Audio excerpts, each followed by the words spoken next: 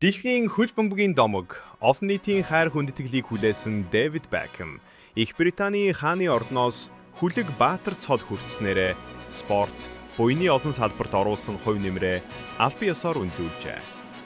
Бекхэмийн хувьд Английн Манчестер Юнайтед, Испаний Реал Мадрид, Америкийн нэгдсэн улсын Лос Анжелес Galaxy клубүүдэд амжилттай тоглосноос гадна хүүхдийн боловсрол, эрүүл мэнд, спортын хөгжилд идэвхтэй хувь нэмэр оруулсан нь энэхүү хүндэт шагналыг авах үндэс болсон байна. Их Британий хүлэг баатар цол нь эртний дайчдын хүлэгт статус дээр үндэслэгдсэн боловч орчин цагт урлаг, спорт, шинжлэх ухаан, сайн үйлсийн салбарт оруулсан хувь нэмрийг үнэлдэг. Эрэгтэй хүлэг баатар нь нэрийн өмнө Сир, эмэгтэй нь Дам гэсэн тодтголыг ашиглах хэрэгтэй байдаг.